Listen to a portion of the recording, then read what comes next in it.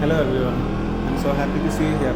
So today I'm discussing about the upcoming KTM bikes, specifically the RC 450, which is well known in Chinese market right now. So actually it's a collaboration with the CF Motors.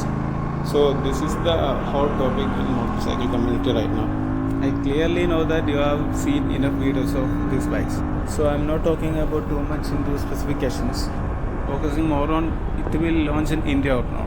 Not only that, even though they are launching, but we can expect from them. So before coming to that point, I just want to share some details about the RC450. So when we look into the engine side, it's coming with a powerful 56 HP parallel twin engine, which is the same engine used in the CF Moto 450 SR. We know it's a collaboration, so not only the engine, actually I think they just took the swing arm as well. So we can see it's a beautiful one-sided swing arm. I clearly know most of you already went through the specs and features of this motorcycle already.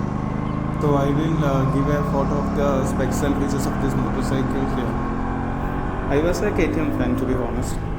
There was a time actually the KTMs are ruling the Indian roads. So recently the Aprilia launched the RS457, which I am riding now. So basically it's slightly premium category, but still people started comparing it from KTM bikes like 390. It's a win for KTM actually. So people started comparing with the twin cylinder and the single cylinder. But still, yeah. So everyone started feeling 390 is nothing now. And also after the GST hike, so they are making different variants. Like one is 350 and one is 390 or something. So it's a price got a little bit higher. But I think the 390 will be discontinued very soon. But KTM knows actually what to do. So they made a twin cylinder 490 engine. So it's a collab with the CF Motors, but still. But I think it won't come to India.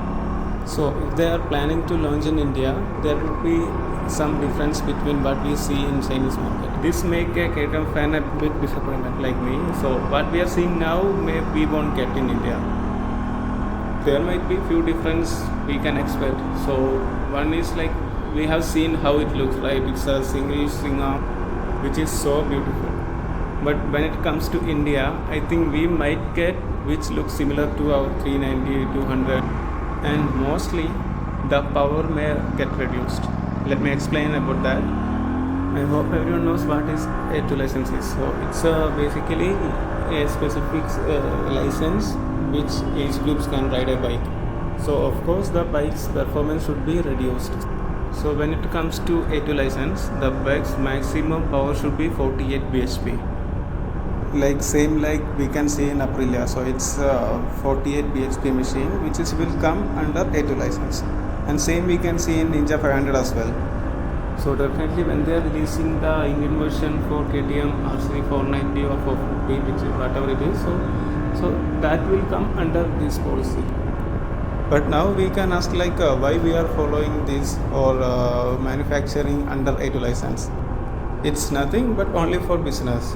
If they manufacture under A2 license, it's making export friendly actually. So they don't want to manufacture two variations of the same bike, like one is under A2 license and only one for India like that. But why not in China? That's easy. We can see that it's a collaboration with the CF Moto. But when it comes to India, I don't know, they are still collab with the CF Moto. Maybe they will use the same engine of CF Moto which launched in China. When it comes to performance, it will be reduced of course. But apart from the engine, I don't think they will still carry the swing arm as well, like what we see now. So when it comes to India, this will definitely reduce the power. So it will be limited to 48 bhp. So there is no need of the steering damper which we use in powerful bikes. So the KTM will definitely remove the steering damper. So it will help them to reduce the price tag also. So let it easy and simple for you. So I can say it's something like a smartphone with the limited edition only in specific countries. So we can see some smartphone coming with the Naruto edition only in China or Japan like that. So it's similar, it's completely similar. So we can only see these bikes, but we can buy it. So when it comes to India, it's similar looks and all similar, definitely looks like 390 and all. we won't get that beauty or that power.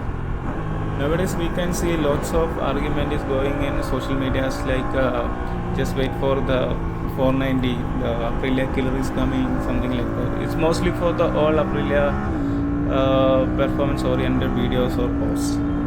But what I want to say is yeah, we can expect a bit more powerful engine, or in same category we can see the golden hand of KTM, right? So in the same segment we can see much more performance oriented engine that's made by KTM.